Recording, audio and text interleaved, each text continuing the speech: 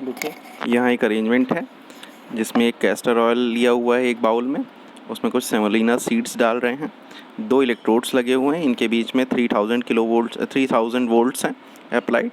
यहाँ पे हम इसको फील्ड लाइंस को विजुअलाइज़ करेंगे कि कैसे फील्ड लाइंस जो यानी इलेक्ट्रिक फील्ड को हम रियल लाइफ में देख पाते हैं। देखिए ये सेमोलिना सीड्स अपने आप ही अरेंज करने लग गए खुद को जब वोल्टेज अप्लाई किया, तो ये इन दोनों इलेक्ट्रोड्स पे अपोजिट चार्जेस दिए गए, मतलब एक पे पॉजिटिव चार्ज दिया गया है, एक पे निगेटिव चार्ज दिया गया है। देखिए ये फील्ड लाइंस नज़र आने लगी हैं, कुछ कुछ एक से निकल रही हैं दूसरे की तरफ जा रही हैं।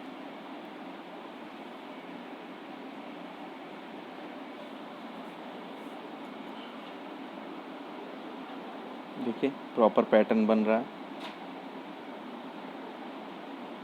10th क्लास में हो सकता है आपने इसको देखा भी हो, पढ़ा भी हो कुछ। कितना बढ़िया फील्ड लाइंस बन रही हैं।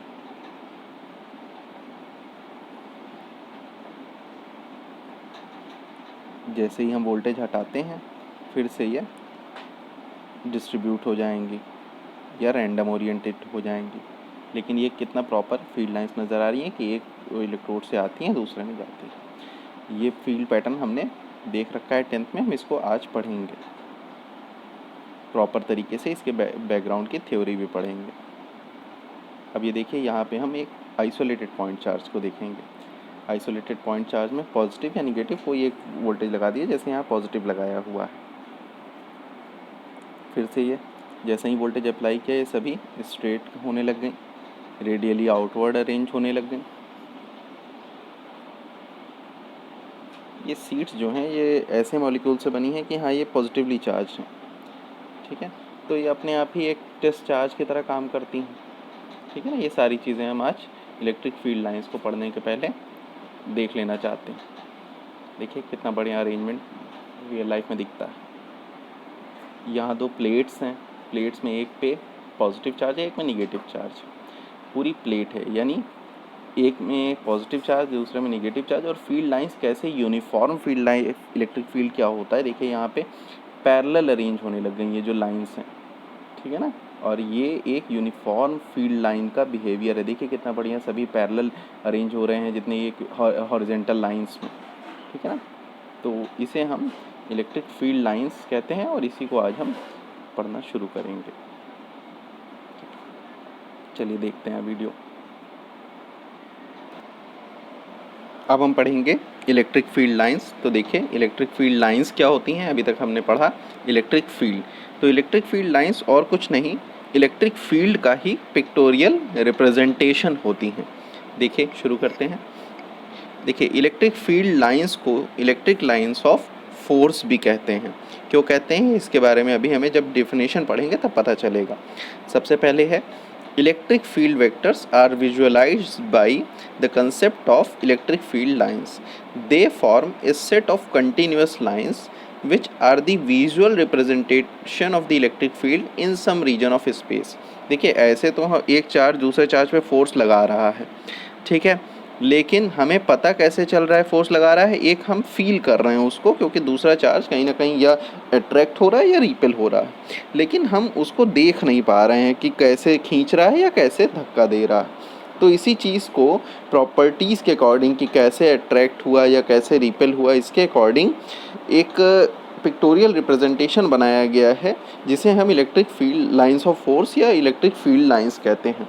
तो इसका एक प्रॉपर डेफिनेशन जो है वो क्या है, लास्ट लाइन देखिए, the imaginary path along which a free positive charge moves when placed in an electric field is called as electric lines of force।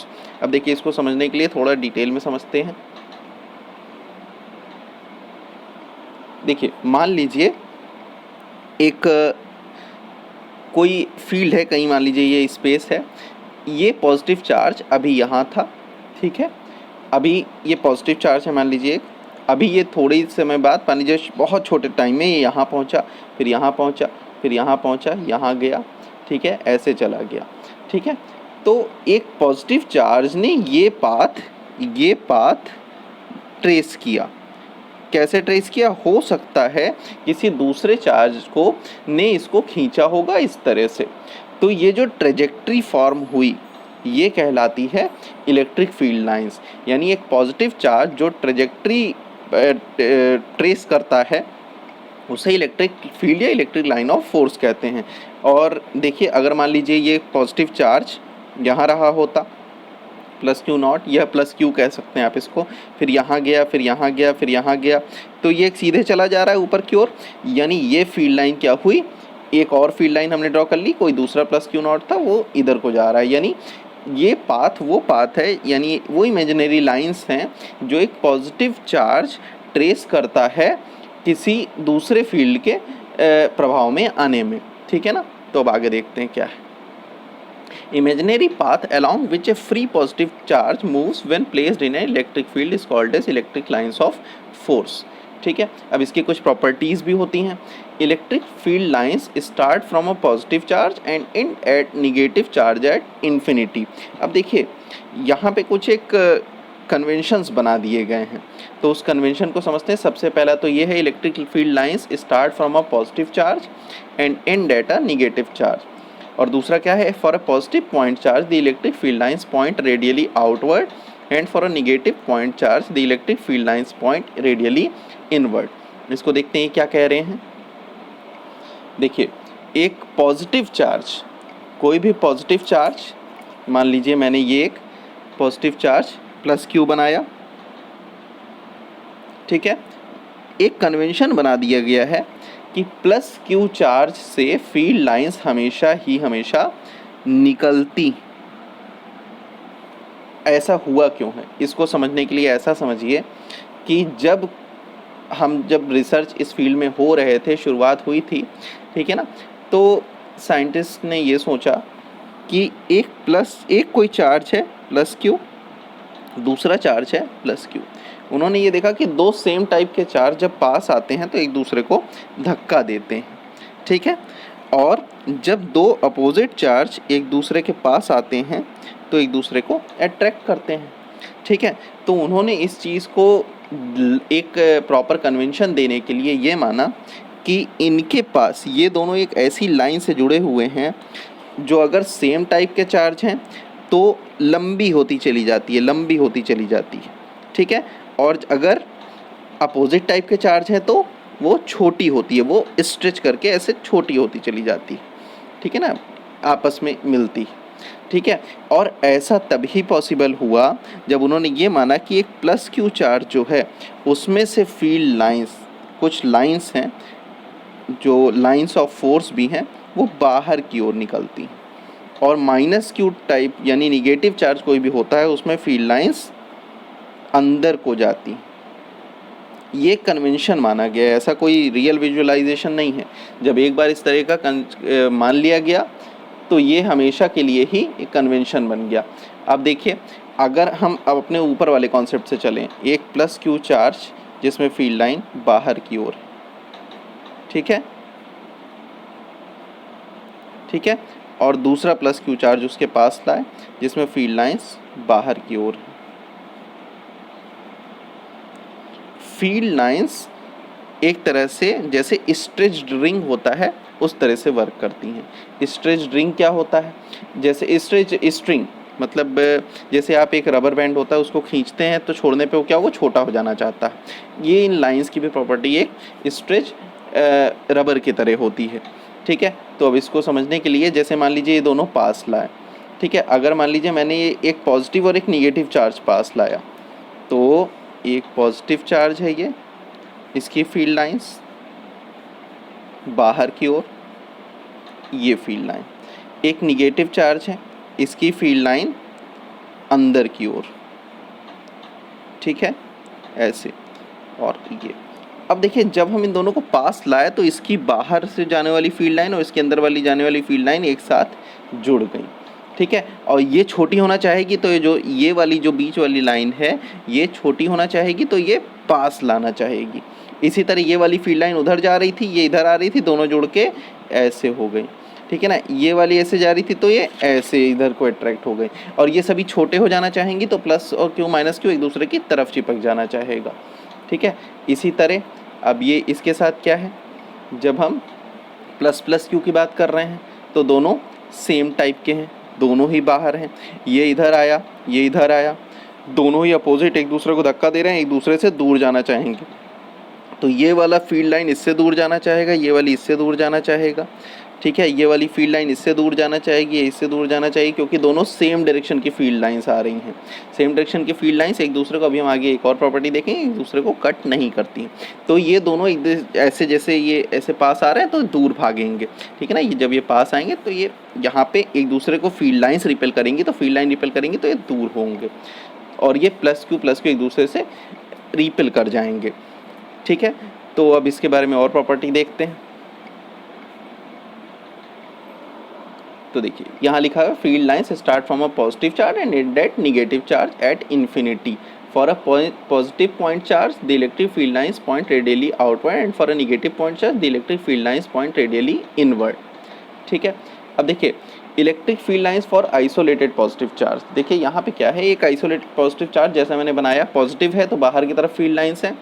अब चूंकि देखिए ये एक आइसोलेटेड है, मान लीजिए इसके अगल बगल कोई और फील्ड चार्ज नहीं है, तब ये फील्ड लाइन क्या कभी ख़त्म होंगी? नहीं, ये हमेशा रेडियली आउटवर्ड चलती चली जाएंगी और इनफाइनाइट तक चलती चली जाएंगी, ठीक है।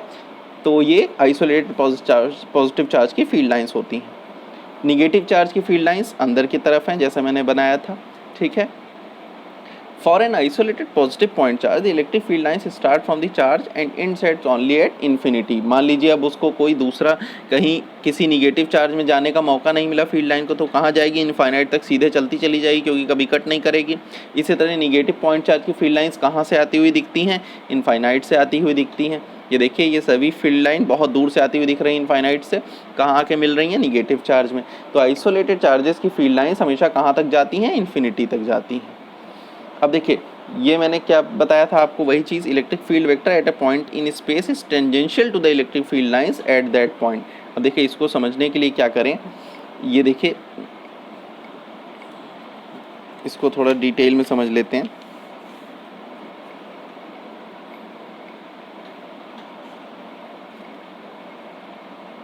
देखिए एक पॉजिटिव चार्ज लिया, एक निगेटिव चार्ज लिया। हमें पता है कि अगर इसको पास में कोई पाथ मिल गया तो इसकी फील्ड लाइन जो दूर चले जाने वाली थी वो कहाँ चली जाएगी? निगेटिव में चली जाएगी। देखिए पॉजिटिव से हमेशा निकल रही है, निगेटिव में हमेशा जा रही है। इसी तरह ये भी, ठीक है। इसी तरह और भी फील्ड लाइंस, ठीक है, और भी फील्ड लाइंस। ये वाली कहाँ, ये मान लीजिए दिखाई नहीं दे रही है, कहीं दूर से आ रही है, तो ये इधर को तो बाहर प्लस क्यू से हमेशा बाहर जाती हुई, अंदर माइनस क्यू से हमेशा अंदर को आती हुई फील्ड लाइन, ठीक है, इस तरह। लेकिन कुछ फील्ड लाइन जो इनके आसपास की हैं वो सभी आपस में जुड़ के और कंप्लीट कर लेंगी, एक लूप फॉर्म कर लेंगी, यहाँ से लेके यहाँ एंड, पॉजिटिव से शुरू होंगी, निगेटिव पे ख़त्म हो जाएंगी, ठीक है। ये तो फिगर बन गया, लेकिन इलेक्ट्रिक फील्ड की डायरेक्शन कैसे बताती हैं ये फील्ड लाइंस? मान लीजिए मैंने एक बहुत छोटा ये प्लस चार्ज क्यू ले लिया, क्यू नॉट, इसको मैंने उठाया और यहाँ पे रख दिया, तो ये प्लस क्यू चार्ज चूँकि प्लस है तो ये प्लस से तो रिपेल होगा, निगेटिव की तरफ अट्रैक्ट होगा, तो ये किधर चलेगा? इधर की तरफ। यानी इस पॉइंट चार्ज पे इसकी दिशा किधर होगी? इधर की तरफ, ये ऐसे की तरफ। इसी तरह मान लीजिए यहाँ रखा होता मैंने, तो ये ऐसे, यहाँ इस चार्ज को रख दिया होता तो ये इधर की तरफ, और ये हमेशा लगातार इस फील्ड लाइन में मैं कहीं भी प्लस क्यू चार्ज को रखूँ तो ये इस लाइन को के टेंजेंशियल, जिस पॉइंट पे रखा उस पॉइंट के टेंजेंशियल पाथ को फॉलो करता है। यानी इस पॉइंट पे अगर मैंने रखा होता तो ये टेंजेंशियल पाथ को फॉलो करता है, ठीक है। और हमने क्या पढ़ा था कि प्लस क्यू चार्ज, मान लीजिए अगर हमने रखा या कोई पॉजिटिव चार्ज रखा, तो जिस फील्ड को, जिस पाथ को फॉलो करता है वही फील्ड की डायरेक्शन होती है। तो असल में टेंजेंशियल पाथ ये जो है, किसी भी पॉइंट पे हमने एक टेंजेंट बनाया फील्ड लाइन के, वो क्या बताता है? इलेक्ट्रिक फील्ड की दिशा बताता है, डायरेक्शन बताता है उस पर्टिकुलर पॉइंट पे। तो इलेक्ट्रिक फील्ड लाइन में कहीं भी, जैसे मैंने यहाँ रखा तो यहाँ फील्ड की दिशा क्या हो गई? ये हो गई। इलेक्ट्रिक फील्ड लाइन के किसी भी पोजीशन पे अगर हम एक टेंजेंट ड्रॉ करें, वो हमेशा हमें इलेक्ट्रिक फील्ड की डायरेक्शन बताता है, ठीक है। आगे देखते हैं। देखिए यहाँ पे P पॉइंट है, P पॉइंट पे इलेक्ट्रिक फील्ड की डायरेक्शन क्या है? Tangent to that point, E vector बना हुआ। तो electric field lines are denser in a region where electric field has a larger magnitude and less dense in a region where the electric field lines is of smaller magnitude। Obvious है कि जहाँ पे electric field lines की संख्या ज़्यादा होगी, ज़्यादा dense होंगी, वहाँ पे इलेक्ट्रिक फील्ड की वैल्यू ज़्यादा इंटेंस होगी। जहाँ पे फील्ड लाइंस कम डेंस होगी वहाँ इलेक्ट्रिक फील्ड की वैल्यू कम इंटेंस होगी। ठीक है, और in other word number of lines passing through a given surface area perpendicular to the lines is proportional to the magnitude of the electric field in that region. इसको हम बाद में देखेंगे दूसरी वाली लाइन को। अब देखिए यहाँ पे देखिए क्या है, electric field has a larger magnitude at surface A than surface B. Obvious है, देखिए यहाँ पे एक सरफेस ए लिया हुआ है, एक सरफेस बी लिया हुआ है। ए सरफेस पे फील्ड लाइंस पास पास हैं, तो ए सरफेस पे अगर कोई भी दूसरा चार्ज रख के हम चेक करें, ठीक है, तो हमें फील्ड लाइंस ज़्यादा फील होंगी। ठीक है, और बी सरफेस पे क्या है, बी सरफेस पे इलेक्ट्रिक फील्ड लाइंस दूर दूर हैं, तो यहाँ पे हमें फोर्स कम फील होगा। ठीक है ना, तो यानी ए सरफेस पे इलेक्ट्रिक फील्ड इंटेंसिटी या इलेक्ट्रिक फील्ड ज़्यादा है, बी सरफेस के पास, बी सरफेस पे रखने पे इलेक्ट्रिक फील्ड या इलेक्ट्रिक फील्ड इंटेंसिटी कम है।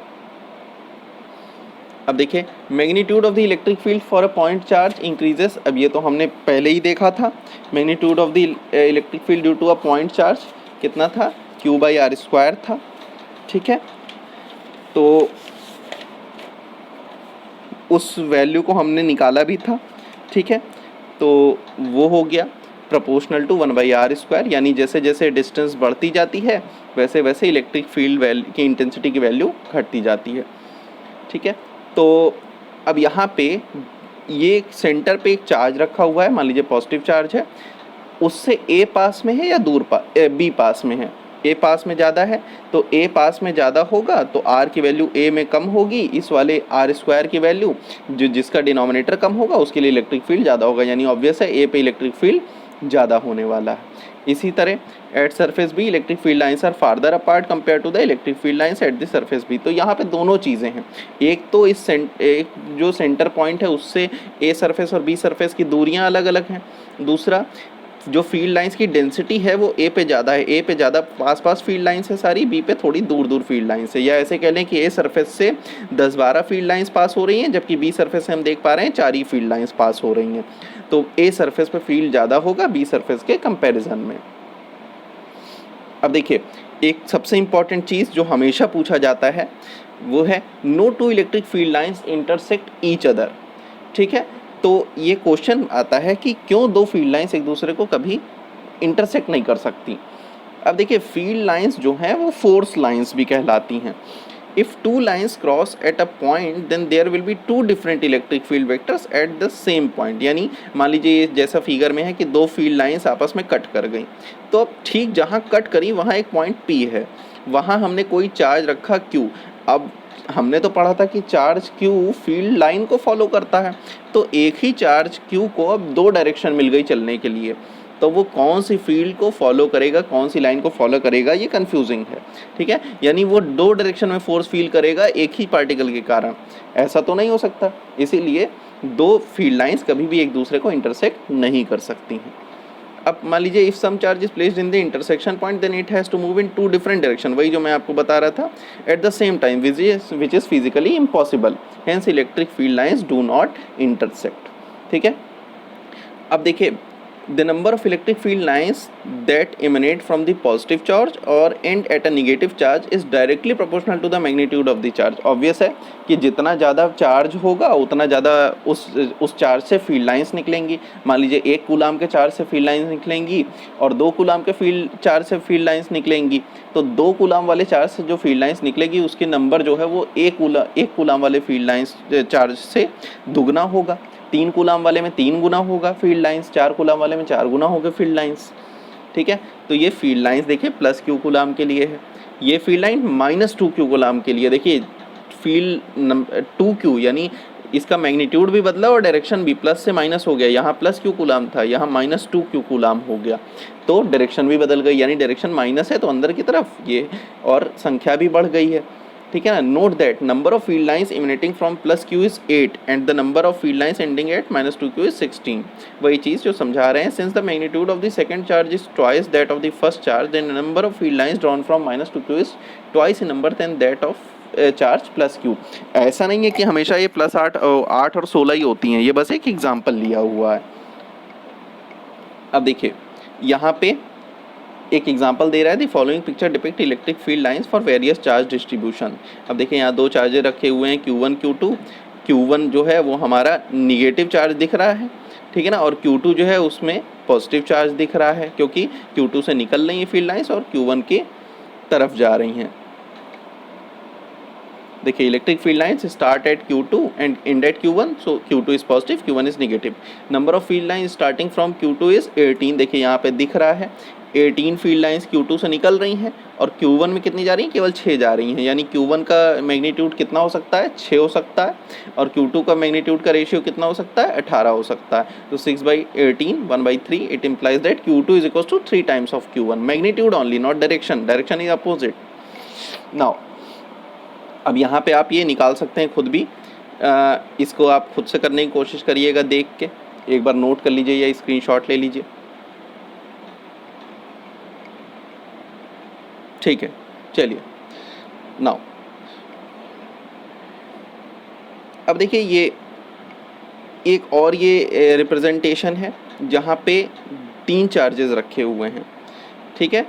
तो यहाँ पे Q2 की वैल्यू दी हुई है -20 नैनो कूलाम, ठीक है, Q2 की value. Then calculate the value of Q1 and Q3। तो इसको भी उसी तरह करने की कोशिश करिएगा एज अ होमवर्क, इसका भी स्क्रीनशॉट ले लीजिए। चलिए ठीक है, आगे देखते हैं।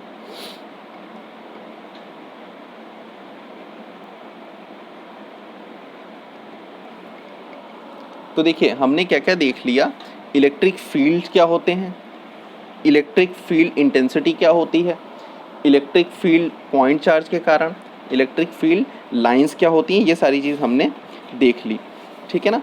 तो अब हम आगे इसके पढ़ेंगे कि इलेक्ट्रिक फील्ड अलग अलग पोजीशंस पे कैसे निकालते हैं, तो उसको देखने के लिए अगले वीडियो में मिलते हैं।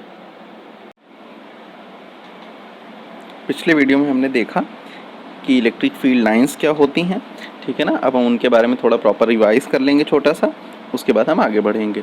तो देखिए हमने देखा था कि अगर एक प्लस चार्ज है तो उससे फील्ड लाइंस जो हैं वो आउटवर्ड, रेडियली आउटवर्ड निकलती, ठीक है, बाहर की ओर। निगेटिव चार्ज है तो उसमें रेडियली इनवर्ड होती हैं फील्ड लाइंस, ठीक है। अब देखिए जब दो चार्जेस अगर अपोजिट चार्जेस हैं और उनको पास पास रखा जाता है तब उनकी फील्ड लाइंस कैसी होती हैं। मान लीजिए ये प्लस चार्ज है, ठीक है, और एक ये माइनस चार्ज है। तो हमने देखा था कि फील्ड लाइंस प्लस चार्ज से निकलती हैं, उसको माइनस चार्ज में टर्मिनेट होने का मौका मिलता है। तो जो फील्ड लाइंस सीधे चलनी चाहिए थी इस तरह, वो कुछ फील्ड लाइंस जो स्ट्रेट जा सकती हैं वो सीधे माइनस चार्ज को चली जाती हैं। कुछ जो उधर देखे, मान लीजिए जैसे इस वाले चार्ज में ये उधर चली जा रही थी और ये इधर जा रही थी, ये अट्रैक्ट होती हैं और इसमें आ जाती हैं निगेटिव चार्ज में, तो ये ऐसे इस तरह से। कुछ जो सीधे जा रही थी वो हल्का सा इधर अट्रैक्ट होती हैं, तो वो कुछ फील्ड लाइंस इस तरह से भी हो जाती हैं, घूम के दोबारा उन्हें पाथ मिल जाता है एक टर्मिनेट होने का। इसी तरह कुछ फील्ड लाइंस इधर टर्मिनेट होती हैं निगेटिव में। लेकिन कुछ फील्ड लाइंस ऐसी हैं जो मुड़ती तो हैं पूरी तरह से, लेकिन केवल अट्रैक्ट हो पाती हैं उधर की तरफ और पाथ कंप्लीट नहीं कर पाती हैं, फिर भी वो मुड़ती हैं अपने पाथ, स्ट्रेट पाथ से डेविएट कर जाती हैं, ठीक है। तो ये हमारा, और कुछ जो है जो एकदम ही अपोजिट हैं वो बिल्कुल भी प्रभावित नहीं होती हैं।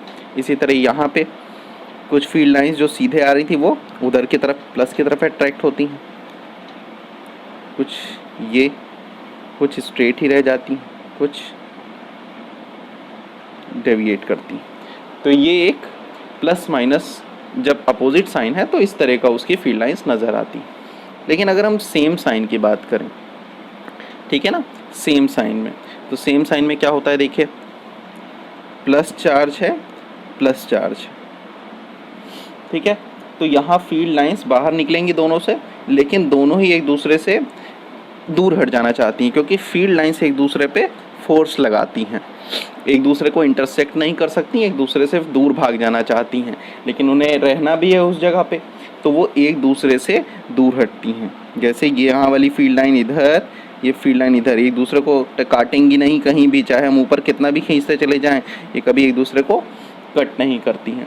इसी तरह ये फील्ड लाइन इधर जानी चाहिए थी जो सीधे, वो इधर मुड़ गई, ये फील्ड लाइन जो इधर जानी चाहिए थी वो ऐसे मिल गई, और आगे जाके भी ये ऐसे पैरेलल चलेंगी और कभी भी इनफाइनाइट पे जाके कहीं भी कट करेंगी, यानी इसका मतलब कट नहीं करेंगी, ठीक है।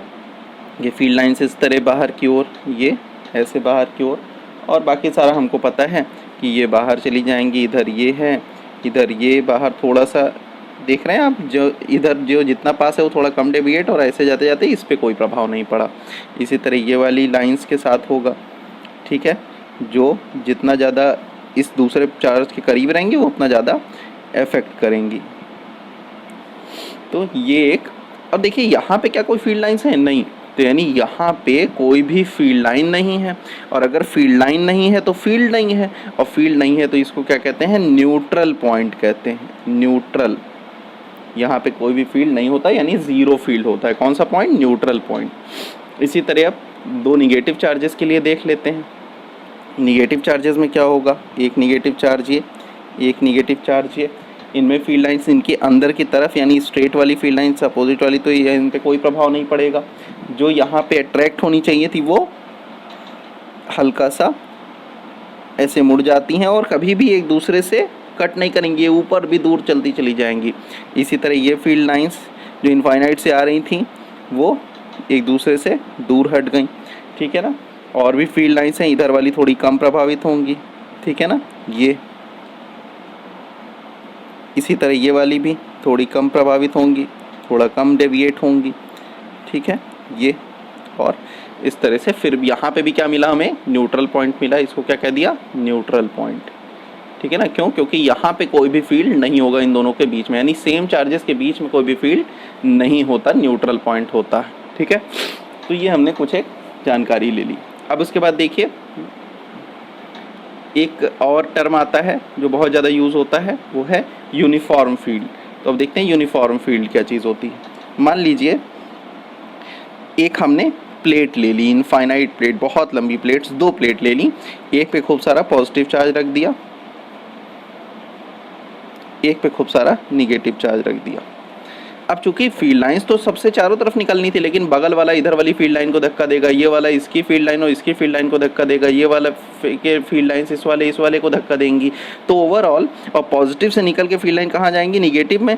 इधर भी जाएंगी, लेकिन इधर वाला इसको इधर आने नहीं देगा। तो ये वाली की फील्ड लाइन सीधे, ये वाले की फील्ड लाइन सीधे, इधर फील्ड लाइंस एकदम स्ट्रेट, ये वाली फील्ड लाइन एकदम स्ट्रेट, और यानी पॉजिटिव से निकल के निगेटिव में टर्मिनेट कर रही हैं। और चूंकि ये दोनों पैरेलल हैं फील्ड लाइंस, ऐसा मैंने अरेंजमेंट खुद से बनाया है कि ये फील्ड लाइंस एकदम पैरेलल हो गई आपस में। तो जब कभी फील्ड लाइंस एकदम पैरेलल हों आपस में, उस पर्टिकुलर बीच के रीजन को क्या कहते हैं? Uniform electric field region, uniform electric